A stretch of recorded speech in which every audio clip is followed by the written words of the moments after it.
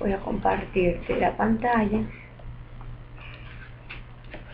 para mostrarte lo que se trabajó el día de ayer, para que entonces ya tengas el fundamento y puedas comenzar tú también a trabajar esta evidencia.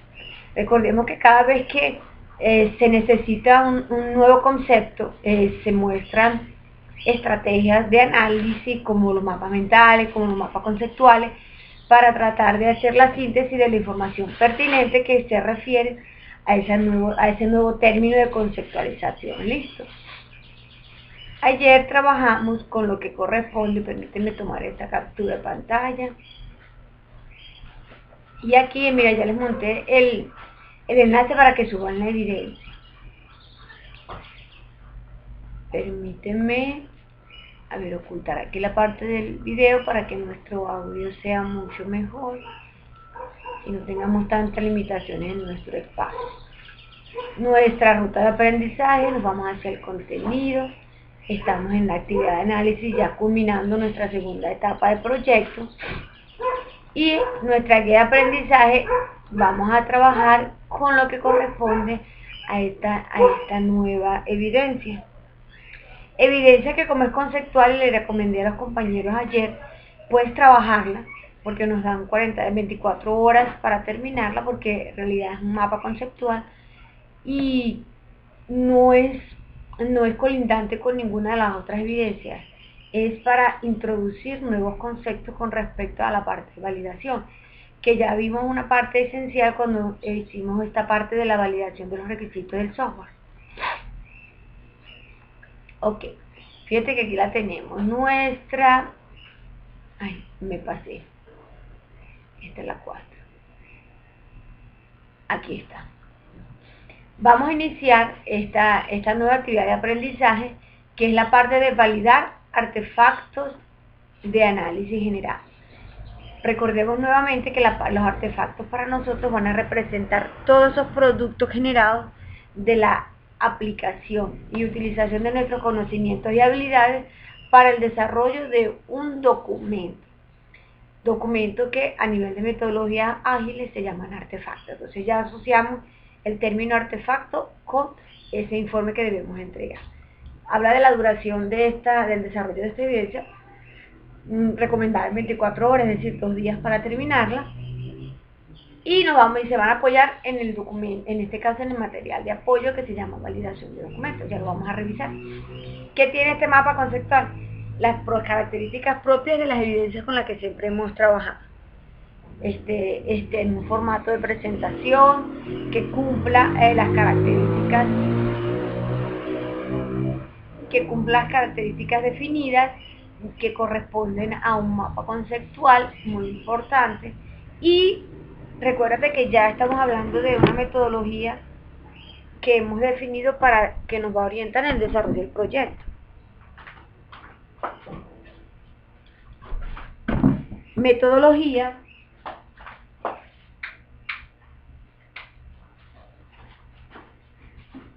que hemos dado cuenta que muchas de las evidencias las solicitan como una forma de justificar el producto en desarrollo, es decir, nuestra evidencia. ¿Por qué? Porque sabemos que las metodologías nos indican qué cantidad de artefactos se van a generar para poder concluir tanto el análisis o cualquiera de las fases recomendadas por dicha metodología.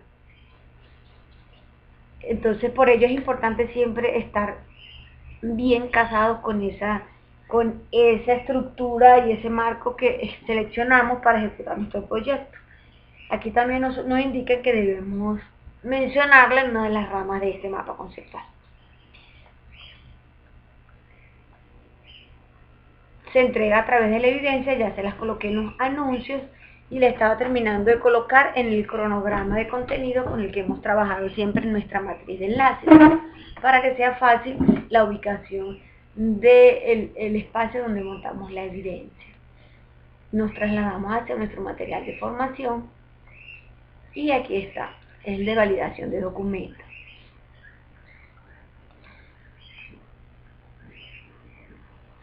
La parte de la validación de documentos, bueno, aquí tienes en este caso el contenido que debe estar incluido dentro de ese mapa conceptual.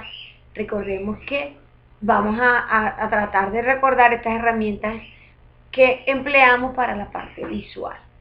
Herramientas que ya hemos empleado en los diferentes mapas, tanto mentales como conceptuales anteriores, pero volvamos a hacer una práctica para recordar esa parte. Vamos a iniciar y entonces un breve resumen para que toda esta parte del material teórico lo revises en casa de forma correcta y puedas desarrollar este informe que están aquí. El material nos habla sobre lo que es la parte del informe del análisis, es decir, ese artefacto que se genera con toda esta información que hemos recopilado en esta fase y en estas dos actividades del proyecto. Fíjate que se menciona nuevamente, aquí ya tenemos hasta un mapa conceptual de lo que representó para nosotros esta obtención de la información.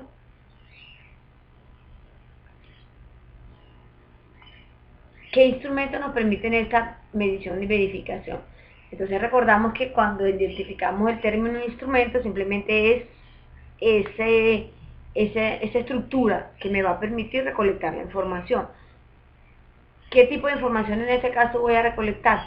Voy a recolectar información que me va a permitir determinar si lo que estamos desarrollando cumple o no cumple o está dentro de los límites que es lo que el cliente espera, porque recuerda que hacemos una historia de usuario donde tenemos un resultado y la idea es tratar que ese mismo resultado que hemos definido tanto en mis requisitos funcionales y no funcionales o a través de esas plantillas de historia de usuario se cumplan al menos al definirlo dentro de esos artefactos del informe de análisis. Entonces, tenemos varios ejemplos de instrumentos que en este caso lista de chequeo o cálculo de métricas del software. Lista de chequeos, sabemos que nos van a permitir trabajar con una verificación dependiendo a unos criterios que nosotros establecemos. Por ejemplo, aquí tenemos una lista de chequeos de un módulo de registro. ¿Cuándo debemos determinar y desarrollar esta lista de chequeos? Cuando nosotros determinemos, en este caso nos están dando la introducción a estos elementos. Cuando determinemos necesario que debemos establecer control. Mi lista de chequeos de verificación y medición simplemente son controles de calidad para ir determinando si lo que estamos desarrollando cumple o no cumple con los requisitos que estamos trabajando. Entonces, dándole una introducción nuevamente a esta parte de lo que son nuestras listas de chequeo, vamos a permitirnos visualizar este video.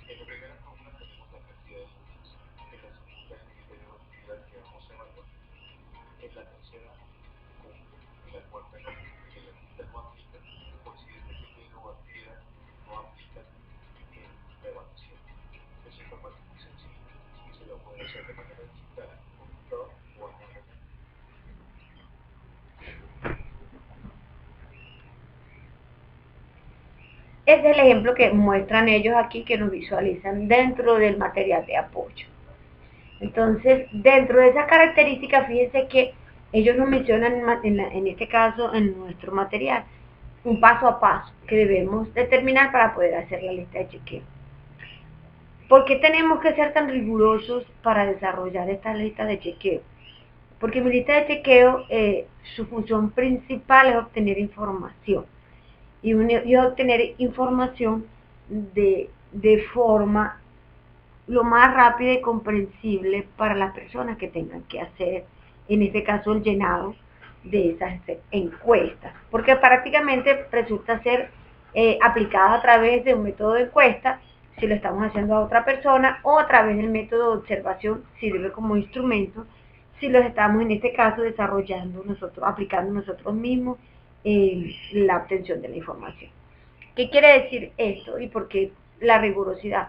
Porque la información, la idea de tratar con listas de chequeo es evitar lo subjetivo que pueden ser informaciones que se dediquen a apreciación. No es igual 2, 3 personas analistas que estén evidenciando un proceso que ellos den su apreciación personal. Es decir, estamos trabajando con términos del me parece, con términos de que se puede considerar, términos que sean muy asociados a lo que es en mi particularidad propia. Obviamente que dependiendo mi conocimiento o mis capacidades de análisis, vamos a tener diferentes resultados. Y la idea de trabajar con resultados concretos para evitar esas desviaciones con respecto a lo que se pretende en el desarrollo es trabajar y apoyarnos en instrumentos como la lista de chequeos. ¿Qué quiere decir ello? Que al definir exactamente esa actividad o proceso, como nos muestra el ejemplo, que nosotros vamos a observar o vamos a definir o vamos a relatar, en función en este caso de esos dos criterios de existencia no cumple o no cumple, no existe otra forma de responderla, no existe otra particularidad de apreciación con respecto a este elemento que estamos observando. Pueden haber la cantidad de personas que realicen la misma observación, pero basados en ese instrumento, solamente pueden haber dos únicas respuestas. En este caso, existe o no existe, cumple o no cumple, y se coloca un tercer criterio, que en este caso sería no aplica, si considero que ese elemento que estoy tratando de observar no corresponde a ese proceso. Generalmente, como nosotros somos los que desarrollamos estos instrumentos de forma intencional, quiero identificar la existencia o no de un elemento específico, obligamos a que la respuesta en este caso esté en tendencia a esos dos elementos, a esas dos respuestas de sí o no. Si no aplica a nivel del desarrollo, yo obviamente trataría de omitir esas preguntas, porque si no corresponden a este elemento que estoy observando o a este proceso que quiero controlar, no es necesario colocarlo allí. Pero bueno, ellos trabajan con ese otro criterio en el caso de que hay muchas listas de chequeos que ya son estándares. Y esas listas estandarizadas se pueden aplicar en diferentes procesos. Entonces, ¿qué es lo que se hace?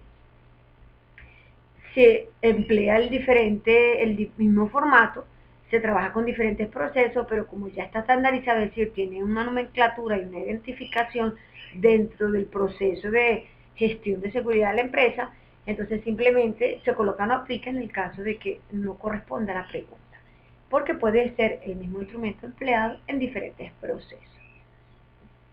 Dentro de estos pasos para elaborar la lista de chequeos, mire, vamos a identificar qué significa cada uno de estos elementos que tenemos allí. Cuando nosotros nos recomiendan determinar el ámbito, recordemos que delimitar lo que representa nuestra área de análisis nos va a permitir que nos enfoquemos realmente en lo que estamos observando, que evitemos perder tiempo en observar cosas que no son significativas ni relevantes para nuestro proceso de análisis. Si yo quiero trabajar en mi proceso y en este momento quiero identificar cómo funciona determinada actividad y quiero validar que realmente esa actividad esté cumpliendo con los requisitos o siendo más específico en nuestro desarrollo de proyectos. Recordemos que tenemos unos casos de uso de los cuales se generaron unas actividades que me demuestran cómo funciona.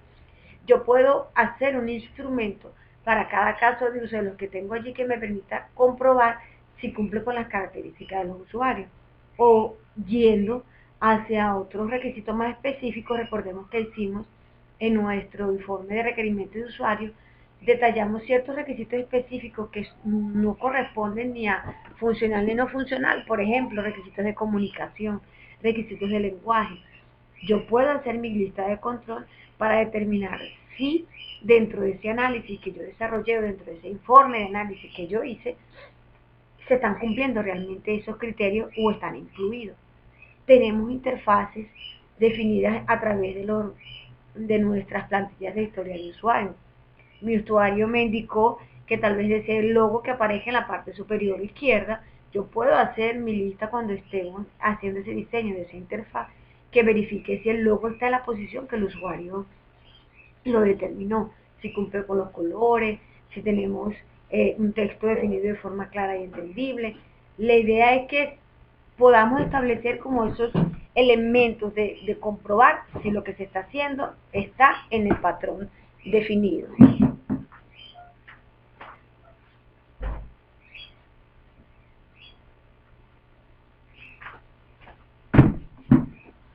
¿Y eso quién me lo va a permitir determinar? Simplemente que yo especifique o esté ubicada donde realmente se va a aplicar. ¿Qué quiere decir ello? Yo no puedo hacer, hay que evitar hacer listas de chequeo que abarquen más de lo que realmente nosotros podamos medir. Y porque eso obviamente me va a dar en cierta forma un desperdicio de tanto de recursos como me pueda dar información que tal vez no sea la adecuada. Después que yo determine dónde o a qué función o a qué proceso o a qué actividad voy a aplicar mi control, empieza la parte del diseño. Entonces, a mí ellos mencionaban allí que podía ser que podía ser analógico o que podía ser digital. Asumimos que la parte analógica es lo que llaman manuscrito, que bueno, que yo puedo trabajarlo de una forma impresa y lo voy colocando a nivel del chulito, dentro de una hoja, que generalmente es el que más se emplea. O lo puedo hacer también digital, en el sentido que si estoy evaluando procesos de ejecución, yo puedo tener ejecuto y de una vez voy dentro de mi herramienta con la que esté implementando el desarrollo de la captura de esta información, lo puedo trabajar de forma digital. En cualquiera de las dos versiones, la idea es que lo que se está expresando se pueda capturar de una forma sencilla. Ojo, mencionaron muy claramente la parte de lo que es la redacción. Hay que tratar que lo que preguntemos esté orientado a que solo se pueda responder en función de los criterios que estoy, o en función de las respuestas a las cuales estoy orientando. Un ejemplo, si yo estoy orientando a que las respuestas sean cumple o no cumple, o un sí o un no, obviamente que mis preguntas van a ser presenta, existe, evidencian determinado elemento, determinada característica, de manera que se responda sí o no. Es muy diferente de cuando generamos esas preguntas abiertas, porque generan confusión en las personas que van a tener que tomar la información u observar el elemento. Por ejemplo, si hacemos preguntas de percepción, por ejemplo, ¿qué se evidencia como materia prima? Obviamente allí yo tengo una pregunta abierta y ninguno de los dos criterios que establecí para la respuesta, o sea, cumple o no cumple, o un sí o un no, me permiten a mí dar respuesta a esa pregunta que hicimos. Entonces allí tenemos un error de redacción muy claro, donde no estamos identificando claramente el punto de control o los criterios de respuesta que le vamos a facilitar al usuario. Entonces, no es que la lista de chequeo es lo súper más fácil de hacer, no. Recordemos que en este momento como analista nosotros tenemos una intención. En este momento con nuestras prácticas y habilidades que hemos desarrollado y adquirido durante este proceso que hemos iniciado en nuestro análisis para el desarrollo de la propuesta, tenemos ya un cúmulo de información que me va a poder permitir a mí ser más directo, establecer claramente qué es lo que quiero que se demuestre que existe o no dentro de ese proceso, módulo o actividad de mi proyecto que yo sé, o de mi sistema que sé que necesito que se valide. Una de las características que se mencionaron en el video es que muchas de estas listas de chequeo, los resultados no son para una persona. ¿Qué quiere decir ello? Que si yo tengo un análisis, tengo un modelado a través de una herramienta de modelado con la que hemos trabajado, que me van a permitir a los interesados verificar cuál es esa propuesta que nosotros vamos a desarrollar para solucionar esa problemática allí. Obviamente, si tengo mi lista de chequeo, entonces es como una doble confirmación de lo que estamos haciendo, va por buen camino, y que lo que se verificó cumple, me va a permitir determinar que sí estamos cumpliendo con lo que se estableció, es decir, con ese convenio, y obviamente nuestro informe de análisis va a tener las particularidades exigidas por nuestros interesados y clientes. Nuestro tercer paso, así como todo proceso que vimos al momento de la recolección de la información en esa fase, en esas primeras actividades que desarrollamos, es importante la parte de lo que es entender lo que se escribió, entender lo que se respondió, analizar esas respuestas. ¿Por qué? Porque nada es como una cadena, realmente es una conexión total desde el momento del diseño, aplicación, obtención de respuestas y obviamente el registro de la información que se pertinente con respecto a este. ¿Por qué? Cuando hablamos de la parte de diligencia, es importante que lo que ellos mencionan allí, tener un contacto con las personas, tener una empatía con los usuarios, no es algo que nosotros nacemos con ello propiamente. Sabemos que nosotros a veces podemos tener rasgos de personalidad que tal vez me generen como un muro de contención cuando me quiero referir o tratar de comunicar hacia otras personas. Algo muy importante que se ha mencionado y se trabaja mucho a nivel empresarial son las habilidades blandas, porque podemos ser muy buenos programadores, pero cuando nos toque en nuestro equipo de trabajo, nos envíen a nosotros a hacer la recolección de la información, a hacer una entrevista, a hacer una encuesta. Esa parte de las habilidades blandas tiene que permitirnos hacer ese match, hacer ese cruce de información con la persona a la cual está, en este caso, involucrada en el proceso. Entonces, para ello, nosotros debemos hacer esa práctica. No, pero es que yo no soy una persona que tenga muy sociable, no, eso no es una excusa. Nosotros estamos en un área que se llama servicios. Nosotros estamos en un área donde nos vamos a desarrollar productos a otras personas. Y ese otro producto a otras personas automáticamente involucra comunicación. Así no sea para recolectar la información, podría ser para un reporte, podría ser para los sprints, donde nosotros vamos a dar nuestra ejecución de proyectos, y entonces la comunicación, recordemos que es un principio esencial en metodología ágil, entonces hay que practicar esa parte. Entonces, este tercer paso, diligenciar formato, tiene mucho que ver con esos rasgos personales que debemos tener para hacer que el proceso de aplicar el instrumento, es decir, la técnica de apropiación propia para la obtención de la información, sea totalmente efectiva. Y por último, ya una vez recopilada toda esta información, podemos basarnos en herramientas de análisis, en herramientas de estadística, en bases de datos como se mencionan aquí, que me permitan ya basear, como quien dice, esos resultados obtenidos y poder aplicarle métodos de analítica que al final simplemente me den un resumen mucho más acertado para la toma de decisiones.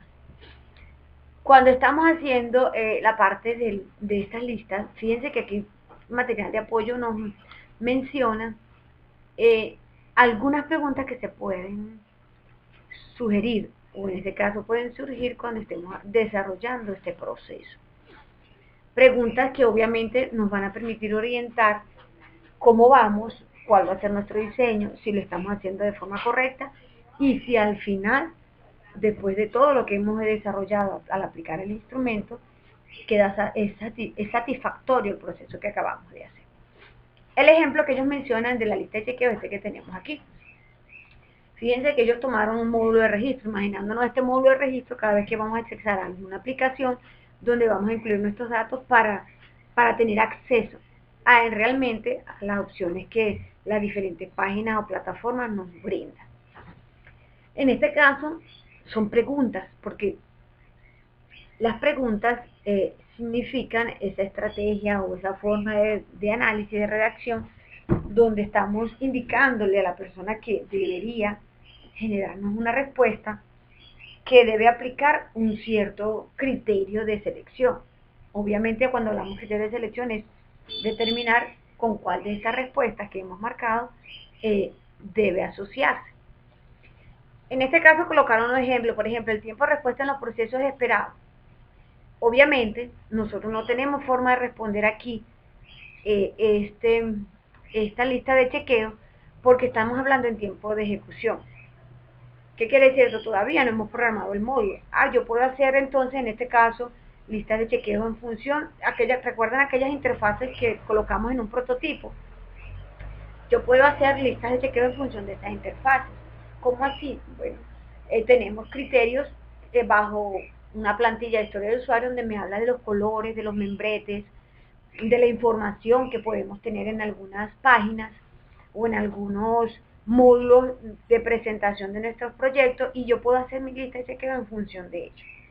Imaginemos nuestra página de inicio y que hay algunas características en función de los colores que se definieron en esas historias de usuario. Entonces, yo haría mis preguntas en función de lo que tengo en este momento. La segunda pregunta que nos habla de este ejemplo dice, ¿se especifican criterios de seguridad en el sistema? Cuando hablamos de criterios de seguridad, recordemos que son esos requisitos no funcionales cuando hablamos de la contraseña, del tipo de contraseña que debemos emplear, de la longitud, de los caracteres especiales. Esos son criterios de seguridad. ¿Cómo voy a comprobar yo en este momento? No lo puedo comprobar en este momento porque no tengo un módulo funcional que me verifique si las contraseñas que se están colocando, los datos que se están insertando dentro de esos campos, se pueden validar. Entonces, estas preguntas se hacen en función ya de un módulo funcional y ejecutable. Nosotros las podemos hacer en función de nuestra interfaz. Si los colores están correctos, si la ubicación de los elementos es organizada. ¿Qué quiere decir ello? Si yo tengo un formulario, obviamente yo debería tener mis campos de obtención de la información organizaditos todos como una columna, no un campo hacia la derecha y el otro campo hacia la izquierda. Podemos tener un pie de página, yo puedo hacer una pregunta que verifique si el pie de página con la información de la empresa aparece siempre al final, entonces cumple o no cumple. Podemos verificar si tenemos menú desplegable, si tengo una forma de regresar nuevo al menú principal.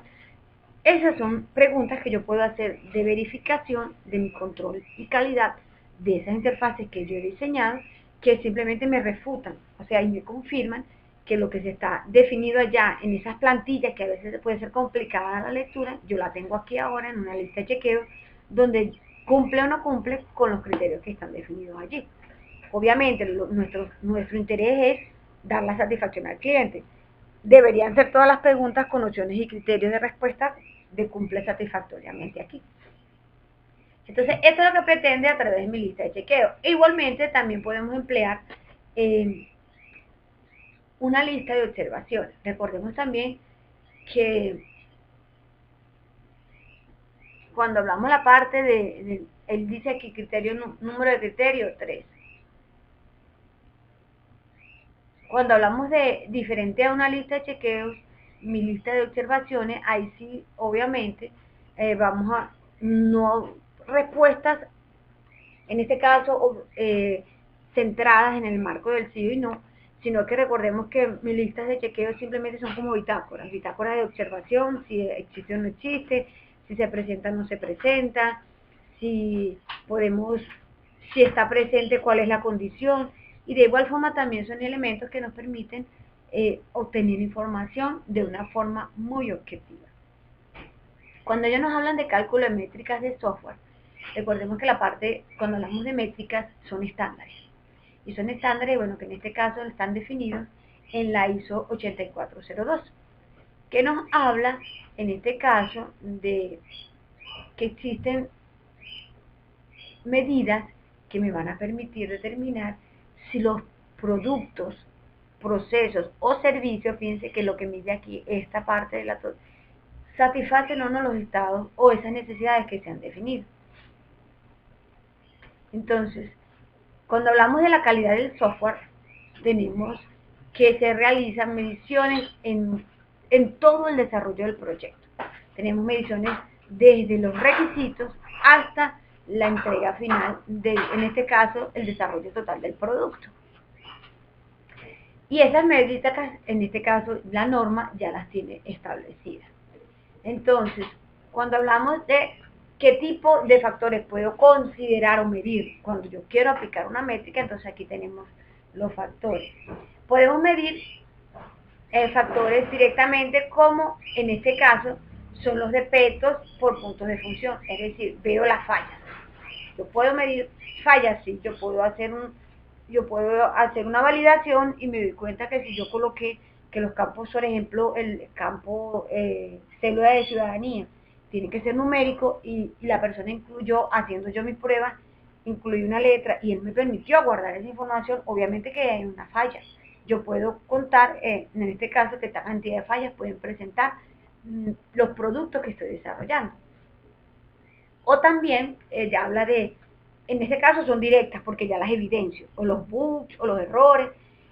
Y también menciona que de mi software yo puedo también medir características que son indirectas. Por ejemplo, estamos en la parte de la capacitación de usuarios y nosotros hicimos un cronograma de capacitación donde la persona, con la explicación que nosotros les vamos a dar, ya en 2 días ella puede estar empleando la herramienta. Perfecto. Hicimos nuestro cronograma, hicimos nuestra capacitación y resulta que es el día 5 de funcionamiento y implementación de la herramienta y la persona todavía no ha podido manejarla o dominarla todos los módulos de forma correcta como nosotros habíamos planificado. ¿Qué quiere decir ello? Que esto se mide. ¿Cómo lo mido yo? Mira, si yo dije que en 2 días ya está funcionando y resulta que son 5 días, ¿qué tengo allí? Tengo 3 días de diferencia. Entonces, esos días pueden ser en horas, pueden ser en horas laborables, pueden ser definiendo un criterio de medición y sé que en este momento tengo desperdicio. Eso también obviamente me está indicando que la calidad, al menos en la capacitación, no fue la correcta o que mi software no fue lo suficientemente accesible para facilitar su manejo. Entonces, esos son lo que llamamos detalles que se pueden validar también. Y también podemos medir factores. ¿Qué hablamos de factores? Bueno, en este caso el autor McCall dice que yo puedo categorizar factores, es decir, elementos, sucesos o eventos que pueden afectar el desarrollo, o en este caso la calidad de mi producto. Y pueden ser de tipo operativo, pueden ser capacidades de cambio o pueden ser adaptabilidad a los nuevos entornos. Cuando hablamos de factores son aquellos elementos que los puedo medir en grupo. Cuando hablamos de características operativas, puede ser de la misma empresa con la que estamos trabajando, que su funcionamiento tal vez no permita que tengamos un tiempo para esa parte de la capacitación y eso me va a afectar. O cuando hablamos de capacidad de cambio, estamos introduciendo una herramienta que automáticamente va a alterar la función o la consecución que se traía para realizar ese proceso. Tal vez antes lo hacían 2 o 3 personas y resulta que ahora con mi sistema lo va a hacer una sola y las otras 2 tenemos que buscar manera de la empresa reubicarlas o lamentablemente las tendrá que despedir. Entonces, la forma de adaptar la empresa y sus recursos y sus funcionalidades a esta nueva sugerencia que nosotros estamos dando a través del proyecto, eso se llama capacidad de cambio. Y obviamente también puedo medir esa capacidad de cambio. ¿Cómo lo puedo medir? Estableciendo niveles de actitud, las horas que ellos le dedican a la capacitación, si lo están haciendo de forma correcta, ver realmente, hicimos unos quiz de evaluación, hicimos unos quiz de desplazamiento a través de la herramienta y nos damos cuenta que mira, hay una persona que está muy motivada y hace las respuestas rápido, y eso lo voy colocando en mi lista de chequeo.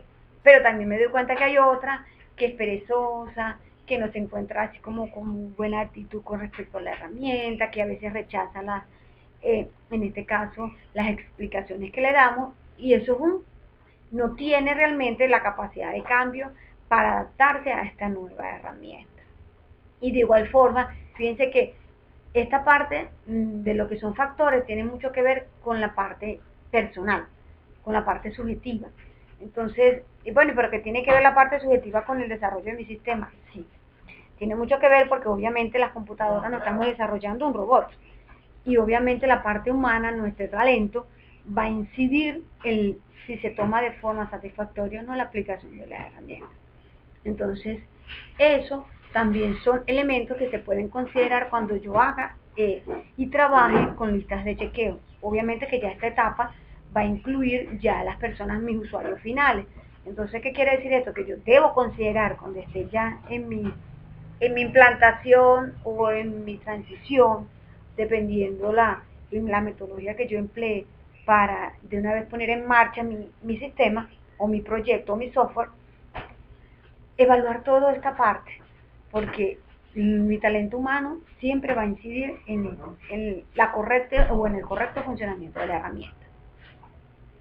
Entonces fíjense que aquí hay unas métricas que ya están establecidas y que me van a permitir, obviamente según los criterios con los cuales se determina si la persona tiene o no, en este caso, esos tres factores que hemos visualizado allí.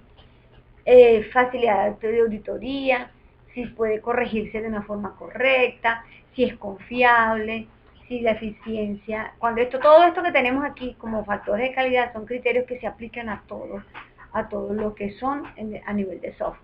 O sea, fíjense que ya tenemos criterios que están estandarizados, que podemos emplear para el desarrollo, en este caso de esta matriz, y simplemente se les van a agregar un valor que van a determinar cuáles van a ser aquellos aspectos débiles y cuáles son aquellos aspectos fuertes en los cuales yo me voy a apoyar. Entonces, trabajar con métricas, muchas de las grandes empresas les gusta manejarlas porque como son, recordemos, estándares internacionales, van a garantizar que eso que yo estoy midiendo realmente sea lo que yo debo evaluar. Ya esta parte de la trazabilidad, recordemos que la trazabilidad es poder identificar desde un inicio hasta un fin cómo ha sido la consecución de esos procesos. ¿Qué me permite a mí la trazabilidad? Si yo tengo un requisito y como lo hemos trabajado en Trello, en ese tablero de ejecución, si yo sé desde el momento que definí mi requisito hasta el momento que lo terminé en nivel de ejecución, con todo y prueba, cuáles fueron esos avances que se fueron desarrollando, me va a permitir en determinado momento identificar cuál ha sido el progreso, cómo vamos a nivel de ejecución de recursos y si las metas que hemos establecido las podemos, en este caso, cumplir porque obviamente tenemos esa trazabilidad. Entonces, ¿qué nos quedó pendiente? Fíjense, aquí tenemos una matriz de trazabilidad. Como ejemplo que nos valida en este caso la herramienta. Este ejemplo, en este caso, está basado y orientado hacia los requisitos que tenemos definidos. Pueden ser funcionales, no funcionales, u obviamente aquellos requisitos específicos que tenemos dentro de nuestro proyecto. ¿Qué me permite a mí la matriz de trazabilidad? Identificar cuáles son, en este caso, así como lo determinamos nuestros requisitos, su prioridad, que obviamente los que tienen una prioridad mucho mayor son los primeros que yo les voy a tener, en este caso, más pendiente de ejecución, porque son los primeros que debemos entregar. Aquí tengo, en este caso, como una lista de cuál es el estado realmente que tiene ese requisito, si se está terminando, si no se ha terminado. Y recordemos que la herramienta con la que definimos esa gestión de requisitos también me permite llevar esta trazabilidad, ya sea la herramienta, la plataforma nos sugirió, la REN, o trabajar basadas en los tableros de ejecución, de gestión de requisitos que hicimos en Trello. Recuérdense que allí tenemos una opción de documentación. Cada vez que yo vaya avanzando en la ejecución de ese requisito, eso también me va a permitir a mí determinar no solo a través de matriz, sino a través de forma visual mis tableros de gestión, identificar cómo va ese requisito a nivel de ejecución. Y aquí al final tenemos un mapa conceptual muy parecido a lo que nos está pidiendo la evidencia. Obviamente de este mapa conceptual podemos tomar parte de su organización y hacerla, y tomarla y hacerla propia de ese mapa conceptual que ustedes van a entregar como evidencia. Fíjense que el material también es muy corto porque realmente lo que nos permite es como reforzar esa parte de conocimiento con respecto a instrumentos de medición, criterios de medición y estándares internacionales que me permiten a nivel de desarrollo de software establecer cuáles van a ser esos criterios de calidad dentro de cada uno de los proyectos que ustedes van a manejar aquí.